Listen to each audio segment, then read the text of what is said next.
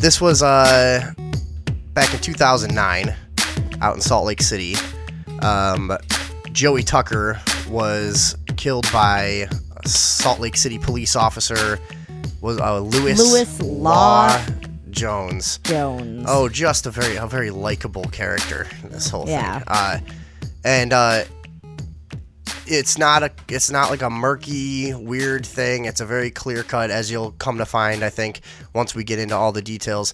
It's very clear cut that this was a cold-blooded act by a person who was acting deliberately. And, speaking of Louis Law Jones, acted deliberately, was not under any immediate threat to his safety, nor were the other officers. No. This whole thing incredibly clear in the video. Right. So this is, you guys are, once you get familiar with this, you're going to come to find all that. That's why this case stuck out to me, and I reached out to the family via their Facebook page, Justice for Joey Tucker.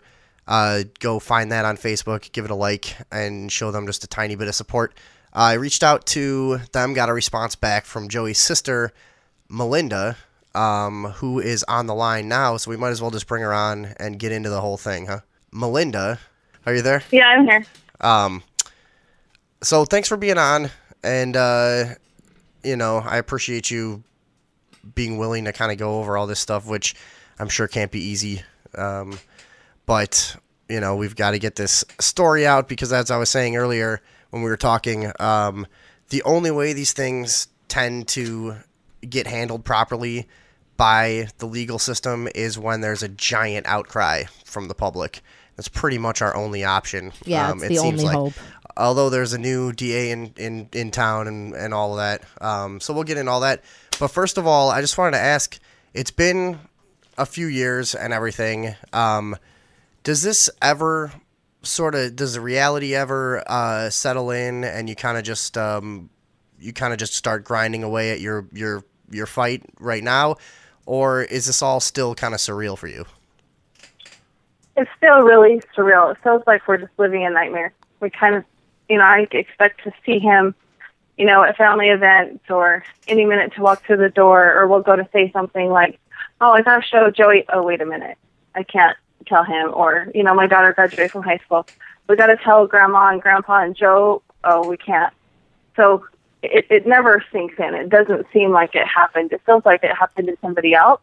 Mm-hmm. It hasn't said in at all that it's happened to us. I don't know that it ever will completely feel like it happened to us. It's too big. It's too huge. It's too emotional it feels like something you would watch on a TV show, on some cop drama show or something. It doesn't feel like it would happen in real life, but it has. As it happened that day, I was actually watching it unfold on the internet as they were announcing officer-involved shooting, breaking news. I was watching it happen online.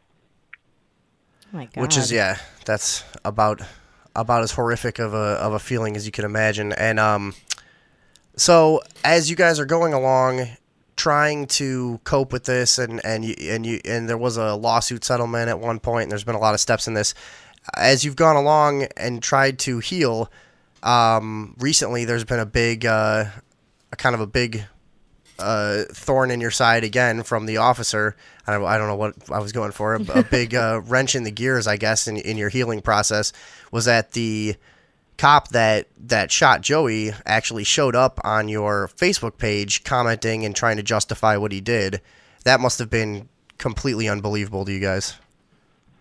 Yeah, it was. I saw this Facebook notification come on my phone that Law Jones posted on his wall, on Joey Tucker's, Justice for Joey Tucker's wall. Yeah. And I was like, what? Did I see that right? What's going on? And sure enough, went and saw it, and he had posted a couple different places, and really could not believe what I was reading as I was reading it, that he was even on there. I could not believe that he was even talking to us, that he even contacted us. I mean, maybe he had wanted to many times. I mean, there's a few things I've wanted to say to him many times, but never had I actually reached out to him and said them. I read, you sent us screenshots of every comment that he made. We read through them all.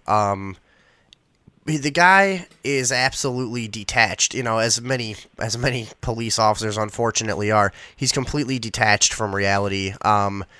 He attempts to justify what he did through pretty much unrelated things. He's debating about, well, hey, the original 911 call wasn't for a medical assistance. It was blah. It doesn't matter, Yeah. When you've seen the dash cam footage and the 5 seconds specifically after they pit maneuver the pickup truck that Joey's driving, and it's headed backwards away from the police, and they chase it after it, and he runs up alongside the vehicle and fires into it. Runs alongside. That's the part that matters. None of this other stuff that people are debating matters whatsoever. But this guy shows up and goes so far as to say, you guys settled your lawsuit for $100,000, so that's all his life was worth. It basically implying, hey, you guys don't even really care that much, Yeah. Right. And first of all, I'm thinking he had to be drunk to even go this far. Yeah. As we said earlier, but I think it just blew everybody away. That's what made this case stand out, because it just really so heartless, such a hurtful thing to do with no end result. I mean, why would a person go out of their way? It seems so cold. It's like the coldest thing I've ever seen. Unbelievable. I can't imagine any person in their right frame of mind would do what he has done. I mean, I keep referring to, it reminds me of, a serial killer or a killer who has killed somebody, who then goes back and gets gratification or gets off by harassing or taunting the family of the victim they just killed. You see things all the time where they're doing stuff to now the family or some, it reminds me of that. It's very... Now, he hasn't had enough, so now he's coming almost 6 years later, and now he's taunting and harassing us. It's not enough that he killed Joey, but now he needs to just rub it in and call us liars, and at one point he told us to STFU, so it's not enough that he, took him away from us, but now he's just making it worse by bringing it all up again and rubbing it in our faces and calling us, liars. And that. So yeah, I mean, it's. Well, I don't know who in their right mind would do something like this to somebody, whether he believes he's right or he's wrong. I don't know who would do this. And that's the thing, is even if what he was saying was true, he never even made any attempt, which he couldn't possibly make any attempt to justify the actual, moments where the crime took place, where he actually shot. He didn't say anything like, well, he looked like he was reaching for a weapon, or any of these classic excuses. It's all this kind of, trying to make the situation murky with all this kind of shit that doesn't matter whatsoever, Yeah. It kind of seemed like he just couldn't wait to fire his weapon. Like he's in the video, he seems like one of those trigger-happy police officers, and with the commenting on Facebook, it's all eerily reminiscent of psychopathic behavior. You're right, like a serial killer. Well, on the video, you can hear one of the other officers say, "Oh no, swearing, and what did you do?" Like, obviously, the other officer who was there, who was allegedly one of the ones in danger, I believe, quote unquote, in danger. They weren't in danger. Was the one who reacted on camera saying, "Why would you do something like that?" That was an overreaction. So just kind of get back to the where we're at with everything. One of the things I noticed, in a lot of the media coverage, like right off the bat, they went with the police story that said, and this is in a bunch of articles and news from the time, he drove and aimed his vehicle at officers attempting to run them over, and they printed that as though it was fact. Mm-hmm. I noticed that too. It's just unbelievable the way this stuff gets swept under the rug unless you have an absolutely huge fucking, pardon me, a huge will to fight it. So wait, what actually happened was he was undergoing something, and that's why he was driving all weird and that's why they were pursuing him in the first place. He was having diabetic issues. Yeah, I'll try to shorten the story a little bit, but he was diabetic, and I don't know if you know many diabetics, but whether it's good stress or bad stress or excitement or whatever, it can cause their sugars to go up or down and, not let them be very stable. And he was going through some stuff. His girlfriend at the time had given him some custody papers for his little girl, and he didn't want to be a weekend dad. And so when he got those papers, it really upset him, and he really wanted to talk to her about those papers. And, it was more just so it kind of protected. She was kind of doing it to protect both of them. You're the dad and this is your visitation and stuff, because they weren't married or anything, but wanted to give him something. She wasn't trying to, stress him out or hurt him in any way, but just wanted something so that they both had something in writing. And but it upset Joey, and wanted to talk to her about it, and wanted to see Deborah all the time, and didn't want just every other weekend, because he had been with her all the time since she was born, and didn't want to just see her when the paper said. And so he really wanted to talk to Bree, and he was really upset about it. The night before, he had kind of talked to me, and will you please talk to her, and can you talk to Bree, and I don't want to be this weekend dad. And the next morning, my mom had left for work and said, well, he seems okay, he's in bed, he seems okay.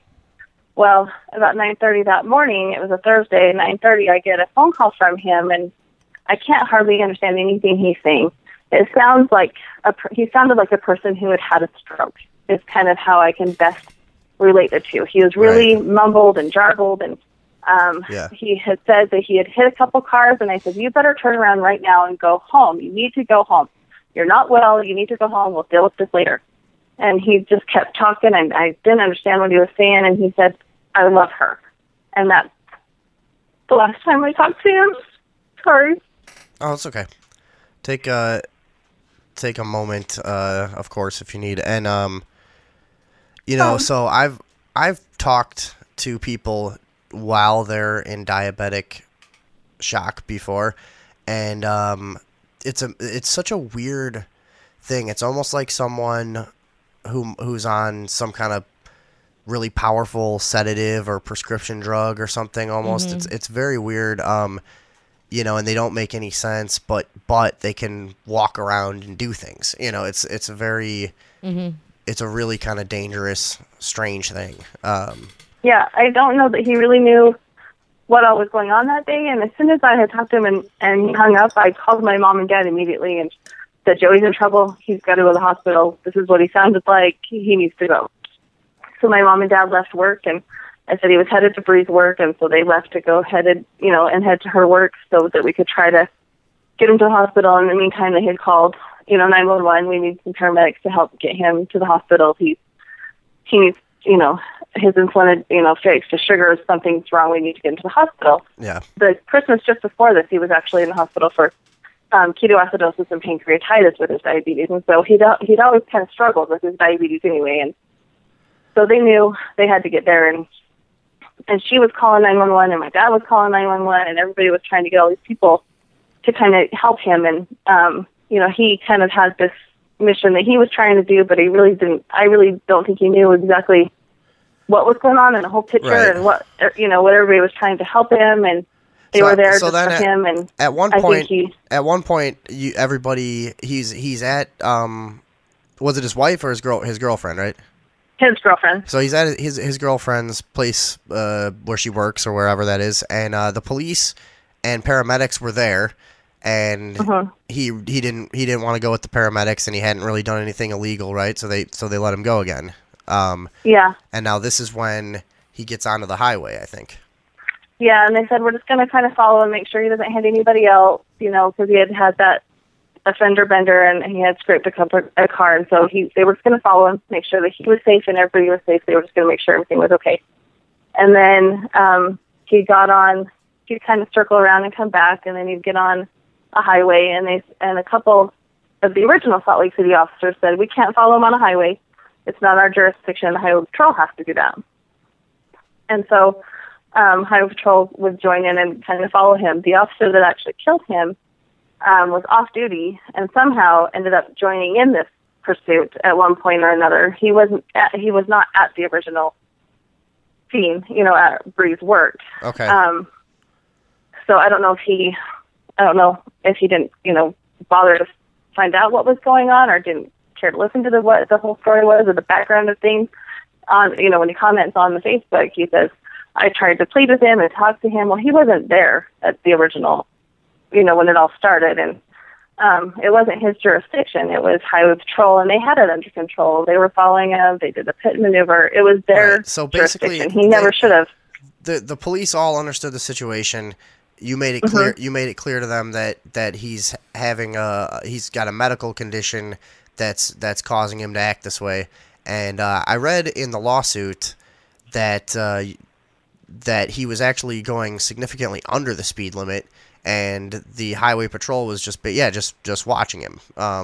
Yeah, it was a slow speed chase, and we made him aware several times that it was a diabetic thing. He may or may not have taken a sleeping pill. We didn't know because he had mentioned that, or somebody had mentioned that at one point. So we just let him know he may have taken this. He may just kind of fall asleep. So I think they were kind of waiting to see if he'd just fall asleep, and just kind of just drift off the road is kind of what I think they were hoping for. And then they would just take him to the hospital. The original officers that were there, they asked, did he have weapons? And they were told on numerous times, no, he's diabetic. He needs to go to the hospital. He has no weapons. He has no access to weapons. We just need to get him to the hospital.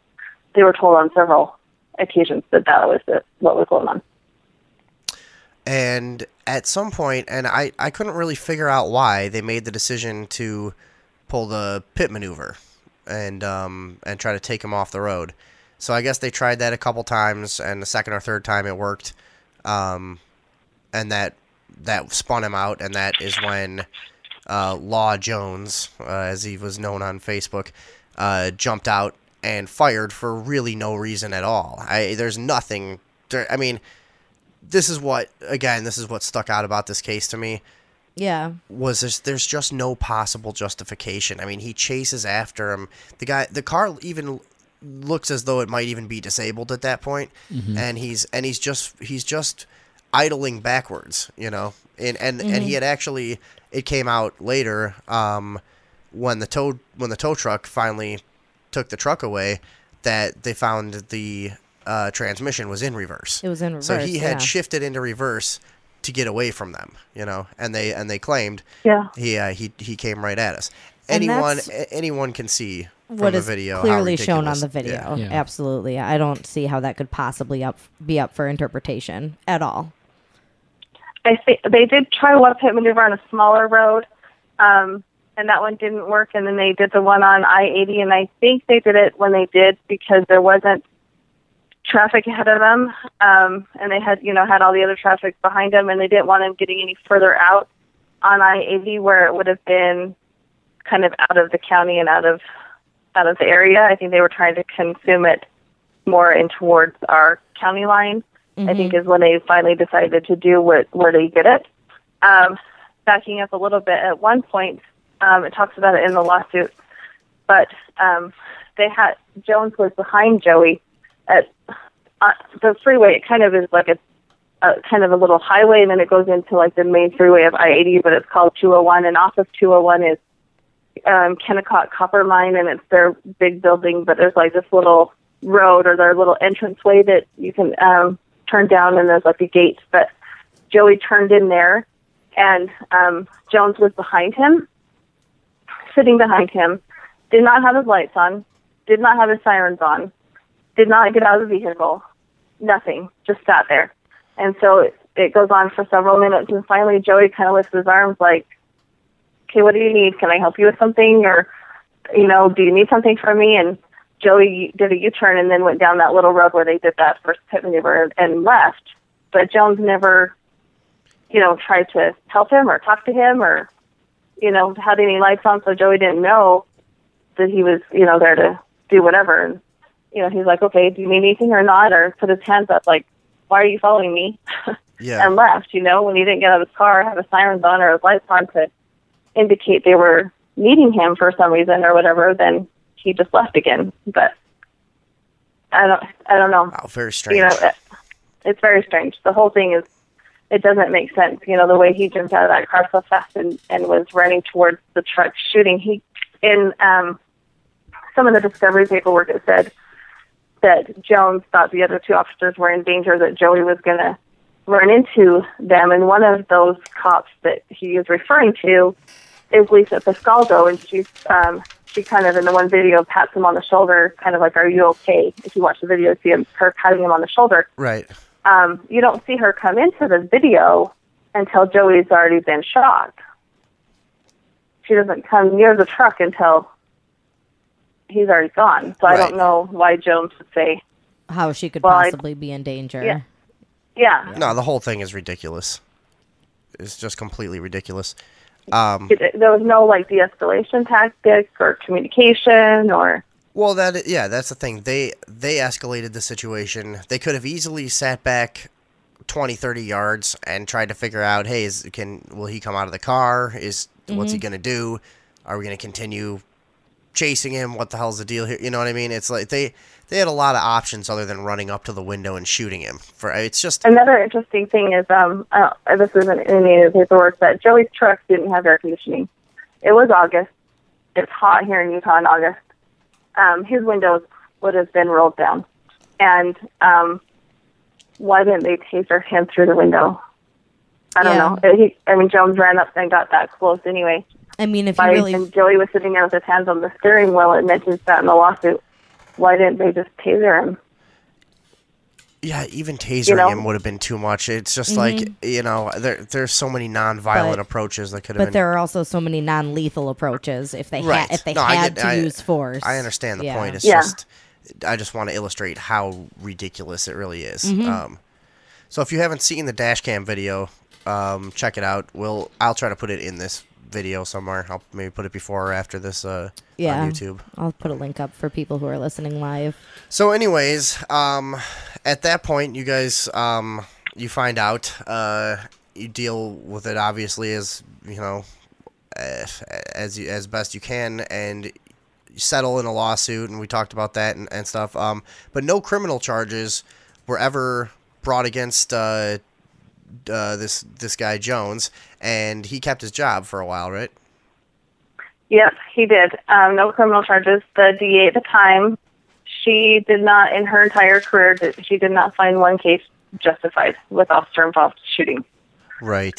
She had the case for about 10 days and found it justified. Laura Miller, right, is her name? Right. And she, not one single police-involved shooting was unjustified during her tenure.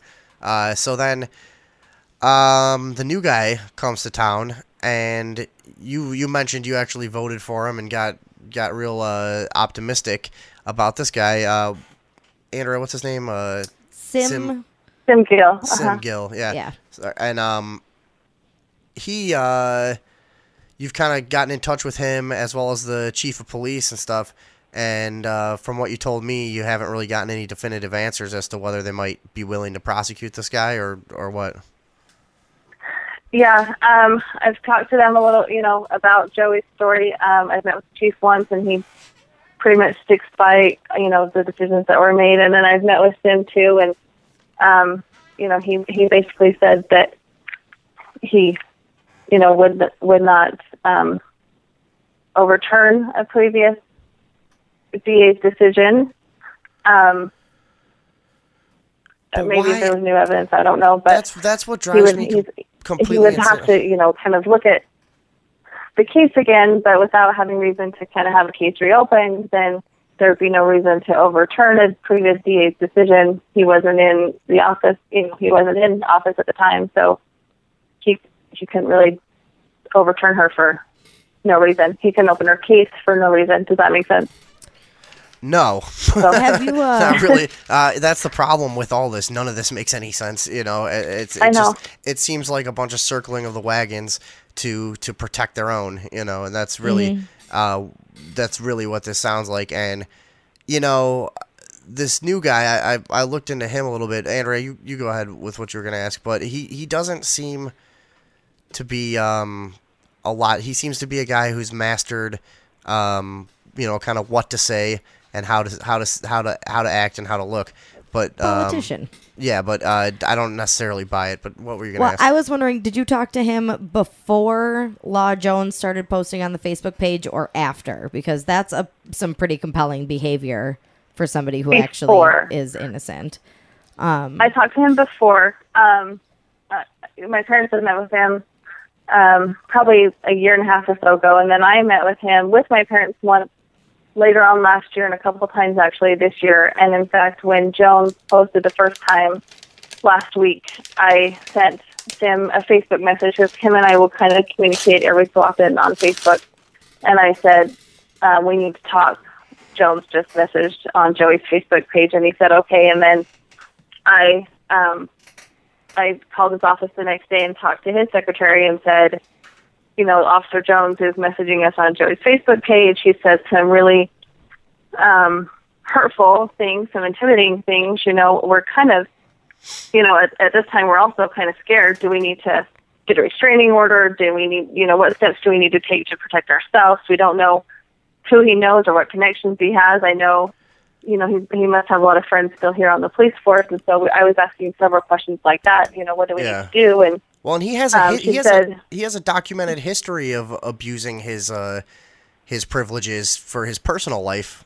You know, we can go into that in a minute. So it's not like it's an unfounded fear. I mean, yeah, and so I didn't know. I mean, from what I have found, his girlfriend that he's currently seeing is used to work or is still working for Salt Lake City as in dispatch, and her son, from what we can find, is a Salt Lake City police officer as well. So I called, you know, the DA's office to see what we need to do from here, and she said, okay, send me a copy of those screenshots that you have, and I just sent them what Jones sent, and she said she was going to have him look at them, and so I messaged him again on Facebook and said, okay, I emailed everything to Dina.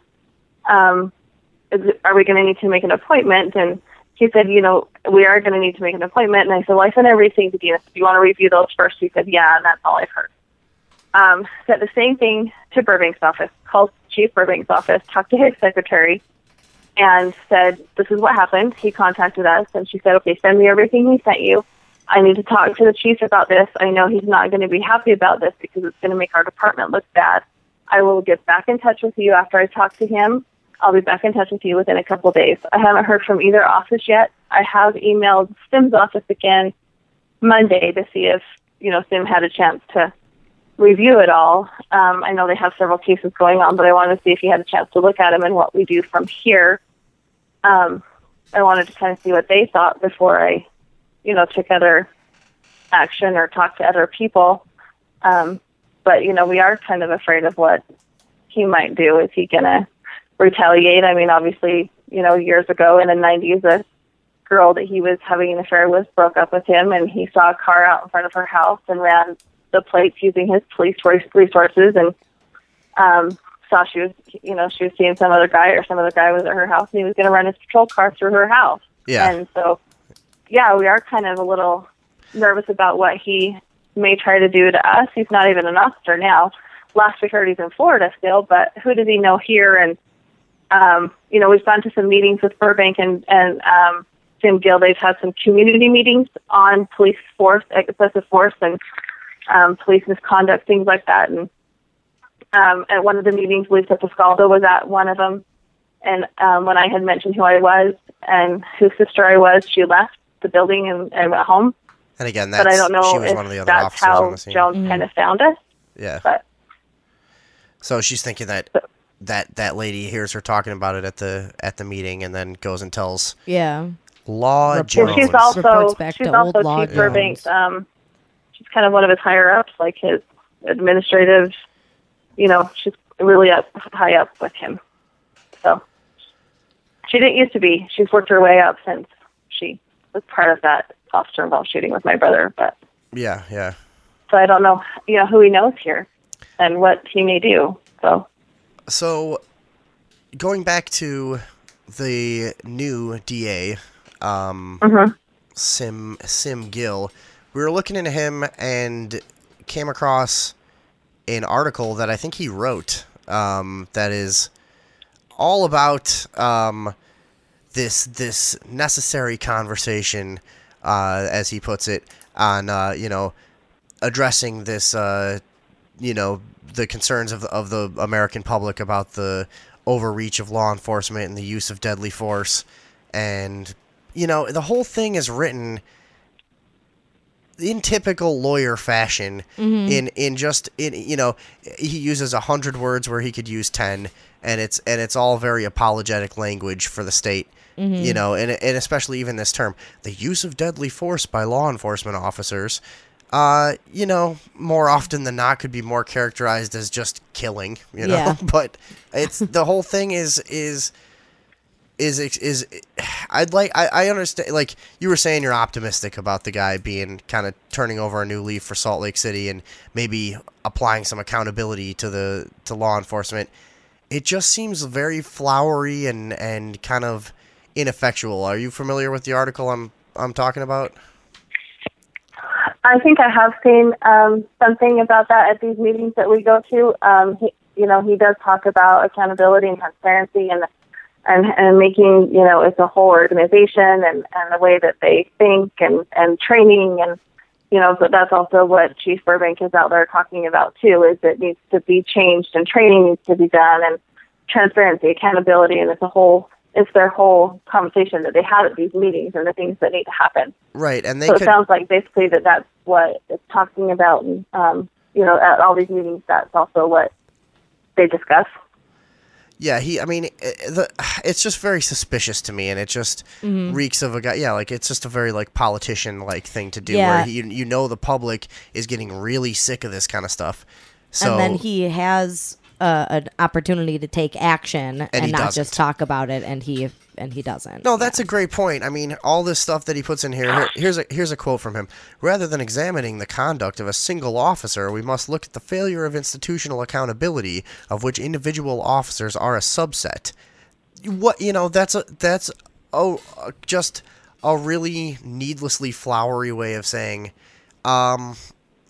we don't want to hold people individually accountable. We want this weird doublethink where we talk about how the system needs to change so that accountability becomes more natural. What the hell does that mean? It's how about we just hold people accountable? Yeah, how about we hold people accountable, and how about you start with Lewis Jones? He's got all of this kind of way of sidestepping around the issue of individual accountability within the system. You can't. Well, yeah, because all of us at all of our day-to-day jobs, we're all accountable for our actions at our jobs. Exactly. For our own actions at our own job, we're all accountable. Right. And especially... And it should be the same with law enforcement. Especially if you were to kill someone at your job. You would, you'd be charged with murder. My reason for having hope in him is because there was a case in Utah that happened. Her name is Danielle Willard. She was killed by some West Valley City officers. And he found the cop in that case unjustified. Okay. And he actually, investigated that case and stuff for a long time. I think about 6 months is how long he actually reviewed that before he made a decision and found it unjustified. And it went to court, but the judge actually overturned that. But he was ready to go to court with his findings, and that it was unjustified. And so that is where my glimmer of hope comes with him, is that he has done this, and he stood up against some of these people and said, no, this is unjustified, this shouldn't happen. So you would and like that's where my hope came from. Yeah, no, and I'm not trying to knock that. I'm just very, very suspicious of, he should jump at that case. If he's seen the dash cam footage, there's no reason for him to be sidestepping this. There's no reason whatsoever. He says he's reluctant to overturn a decision of a previous DA, as though there's some sort of inherent integrity that comes with being a DA, as though you're infallible or something, and it's not conceivable that you may have either made mistakes or just been someone who refused to look at anything anti-law enforcement. It's silly. The whole thing is really silly. So he should really step up and do the right thing with your case. Well, now with our new stuff, with him contacting us and his comments that he made to us, I think we have enough to go back and relook at things. Well, you certainly. Now, I think we have enough to make that happen and reopen stuff. But I think that, DAs should be able to go back and look at previous cases. A new set of eyes on things don't hurt. Yeah. No, and like I said, it's the instinct of a lot of these guys is to just protect their own, and that's probably what's going on here. And like I said, the more people that get involved and put pressure on this in a social way, put pressure on him in a social way, the better off you are for trying to actually get something done. You would like to see criminal charges brought against Law Jones, right? Right. And murder, I would say, would be appropriate. Yeah. Yeah. Watching the videos and hearing the way Jones talked and how he talked about the pit maneuver, and I strongly feel that he knew he was going to kill Joey before that pit maneuver was ever done, and he used those other officers as a reason to claim that they were in danger. So, but I really believe that he had his mind made up, and that's why he got all this whole time, all these years. I've always said, why did he get out so fast? Why did he get out of that car so fast and start running towards his truck and shoot? Why did he not try talking to him? Why did he not try to de-escalate the situation? Why did nobody else shoot? If it was really a threatening situation, why did the other officers not shoot? And they didn't because even of look all like... that, I think he really planned to kill him Yeah. before the pit was ever done, and that's why he got out, and therefore it is murder. It's not he was in danger. He planned it beforehand. The police department claimed, well, the other officers couldn't shoot because they would have been shooting into the traffic on the other side of the highway. But that's what Jones said. They couldn't shoot because they would be shooting in. They were trained professionals, and they couldn't shoot because they would be shooting into the other traffic. So what is he saying? He's not a trained professional, and he shot into the same direction of the same traffic. Yeah, and he also fails to realize that if you watch the video, they didn't look like they were thinking about shooting. They did have their guns drawn, I think is probably standard procedure in one of those things, but like they didn't have that same jumpy kind of look, Right. He jumps out and shoots in a way that like he walked up knowing what he was going to do. Nothing changed in those 5 seconds. He wasn't ever, he was never threatened. It just he had his mind made up. The same way a lot of high-speed chases or low-speed chases end with some kind of beating or something. I think they're just boiling when they're in the car thinking about what they're going to do to the person, and that's exactly what this guy did. I've seen cases since Joey's has happened, and the person actually has a gun, or they're actually, and they don't shoot them. They use other means to, get the suspect, and they take them to jail, and, but they don't kill them. I mean, I just don't understand why we needed him to go to the hospital that day, and it turned into this.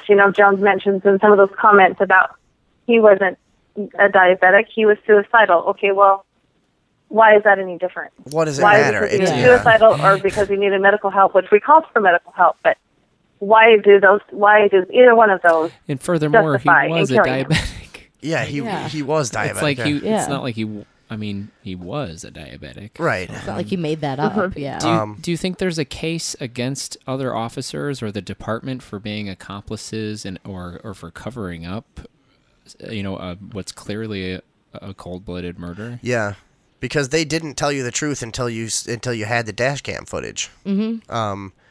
I didn't even think about that. What do you think about that, Melinda? I haven't thought about that either. I think that it's all I think that's a big case here if you found the right person to go up against them that would uncover it all, to prove it all, obviously. But it's just one person covering up another and another and another. And this isn't something that they didn't know what they were doing. Yeah, this is a deliberate cover-up. Blatant. Yeah, it's painfully obvious. I mean, isn't there a certain point that, like, there doesn't need to be an internal affairs, there doesn't need to be any forms filed. When you see if you're a cop and you see a cop do something over a certain line, you just put them under arrest and charge them with that crime. Right. I mean, that's literally the only reason this guy, there's any doubt in anyone's mind whatsoever, is because he had a uniform on. He didn't do anything.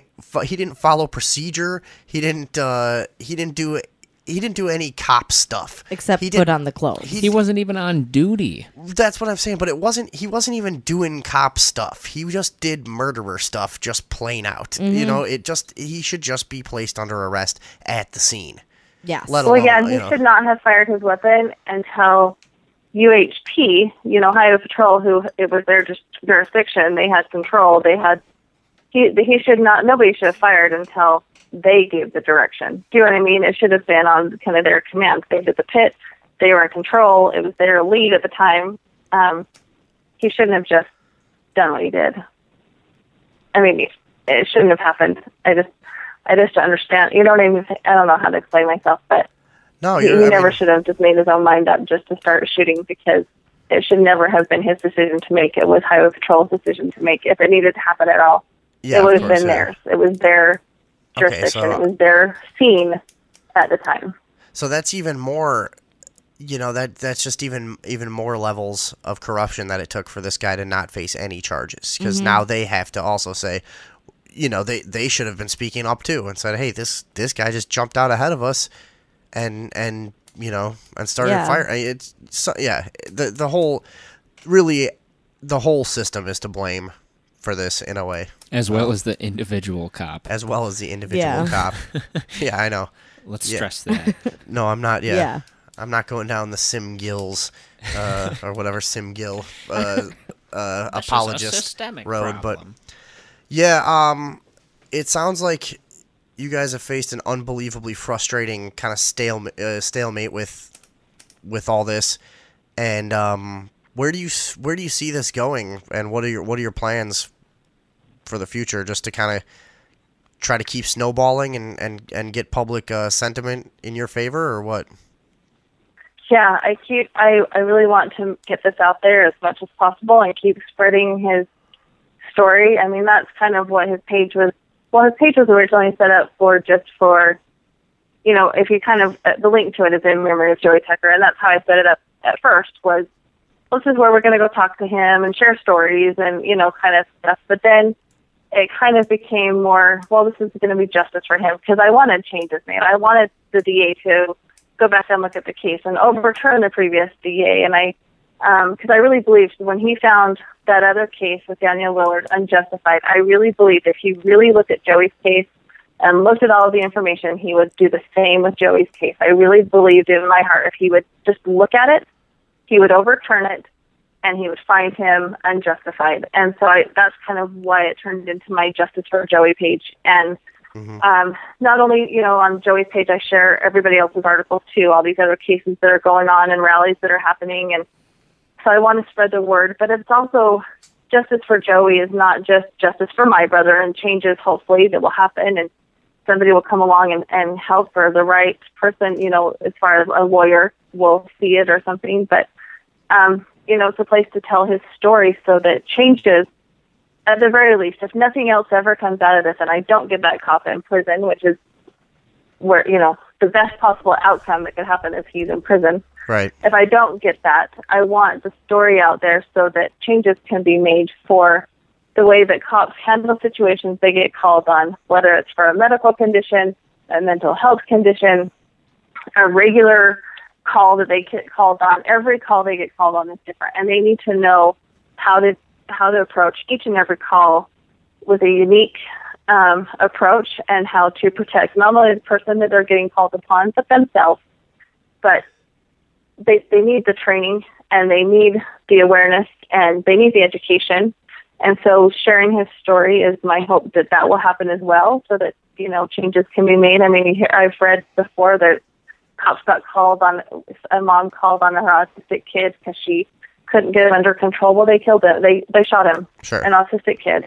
They shot him. Oh my God, it happens every day. It's insane. It's I don't know every day, but we do the police stories on the show quite a bit, and we can't cover them all. We throw away 98 out of 100 stories we come across because we don't have time. It just is like this happens so often. That it's getting out of control. It's unbelievable. It's getting huge. I don't know if we're just hearing about it more and social media. When Joey passed away, social media wasn't what it is. I remember, as his viewing, some friends from high school came and I said, how did you guys keep in touch all this time? And they said, well, Facebook. And I'm like, Facebook. And so I didn't know, I didn't have Facebook. I didn't really know what it was. I was kind of still MySpace. I didn't really know what Facebook was, but, right. Social media wasn't out there. We had our little time with the news, the local news we were on for a second, and it went away. We got an attorney as fast as we could because we thought if we had any chance of getting this cop criminally, we didn't even think about a lawsuit. We were trying to go the other way, but we got an attorney. But, yeah, his story is not just for justice for what I want. I would love to get this guy for harassment now. I would love to see him in prison. But also at the same time, I'm out here with this page and sharing his story so people are aware of his story. And, I talked to one attorney today and he said, this case is just so bizarre. I would have to do some research to see how I could help you. With the cop contacting us now, he said, never in all my years of practice have I had this happen where the officers come back and contact the family. This is so unusual and so bizarre that he would even do this. And so just so many different levels of Joey's case I want people to be aware of, and hopefully it will make some changes for future so more families don't have to go through this, because the way things are going, it's not a matter of, if it happens to somebody or someone in your family, it's when. Yeah. If we don't make changes and get things to stop. Well said. And oftentimes people don't recognize official oppression until it affects them and their family. Right. So the more of us that can understand what's happening before it comes to our doorstep, obviously the exponentially better off we'll be. Well, I think we're about up with our time. We got to kind of move along. Did you you said your parents might want to call in? Did you ever get a hold of them or no? I did get a hold of them. Do you want them to call? We could, or we could do a follow up soon. The time just sort of ran away from me, and we're already all the way up against the next hour. Do you want to just do a follow up with them soon, Andrea? I would love to do that. Yeah, let's do that. Yeah, I'm sorry. We kind of got caught up in the conversation here, and I completely forgot that we're going to bring them on. But in the meantime, what's the best way for people to get involved with this? Should they go to the Facebook? Do you have a petition? Do you want to do a letter writing campaign? The Facebook, and I'm going to go back and update. I did start a petition on change.org for Finn to review Joey's case. And when I had met with him a few times, and he said, I'm not going to overturn things, but if you want to leave me some stuff, I'll look at it. But not really anything that he would do. What an I kind of just let it go. But now with this new stuff going on, I think if we have a second chance to go at this, I want to do everything possible to try to make that second chance happen. Yeah. And we expect our expect our listeners to follow up. Go to Facebook and find the Justice for Joey Tucker Facebook page. Get involved there. If you don't have Facebook, just find out about the case and stay informed. And watch the video. Watch the video. See for yourself. It's pretty obvious. The video's on YouTube. Yes. If you search on YouTube Justice for Joey Tucker, there are some videos on there. The main one, I did, the few. There's like 4 of them on there, just little clips that I did. But the first 2 are the main ones from different angles that you can see on YouTube. Right. If you don't have Facebook. And I'll update the change.org petition and get that posted on his wall as well. And then stay tuned to the show. Let's see what we can do, and we'll try to help you organize some stuff. And we'll kind of update this in a few weeks, and maybe at that time we can bring your parents on to give they know some of the other details about that day, which really I'm surprised by how quickly the time went, because there's a whole other angle to this just to show precisely how much they knew about the case and how negligent they really were with the situation. So yeah, we can involve that in an update coming up sometime soon. And all right, Melinda, we got to go, but we'll stay in touch with you. And like I said, we'll help you organize some of this stuff and see what we can do to aid in your struggle here. And again, thanks for being on and recounting that whole thing. Yeah, thank you. Yeah, I just wanted to kind of get people involved and hear, a real story, instead of just covering 6, stories briefly like we normally do. Mm-hmm. Here's kind of a look at how it really affects family and the prolonged torture that's involved. This whole thing. Anybody else? No. Well, I don't. It's just one of these cop stories that never, it's not a race thing. Like, it's not being talked about from that angle. Yeah, so it's not getting a lot of coverage because it's not like a race or like a. I didn't know how worth it was going to be mentioning that, but it's, he's obviously a white person, and it just shows that the police brutality extends beyond the race argument, and I think that, beyond any way you could try to corral it, really. All right, Melinda. That affects everybody. I just want to say thank you very much to you guys for having me on your show, and I can't thank you enough for sharing your story. I'm sorry. I try not to get emotional. I'm usually stronger than this talking about him. No, I've done it for so many years. Anybody will listen, and if it's someone at the grocery store, I tell them about Joey. But I just want to say thank you again for helping us get his story out there and getting people aware and that things need to change. Well, we're absolutely more than happy to do what we can, which is regrettably not that much with our modest fan base, but we are going to do the best we can for you. And we're going to keep with this, too. Yeah, we're going to stick with it. And you guys be strong. And, just keep on the path towards justice, I suppose, to be a cliched moron. But thank you so much, and I'll keep in touch with you. Okay. All right, we'll talk to you soon. Thanks, Melinda. Thank you. All right, bye. Thanks. Bye-bye. All right, there she goes. That was really good. Melinda Tucker Castellanos. Right? Castellanos, I think. Yeah. But that's Joey Tucker's sister.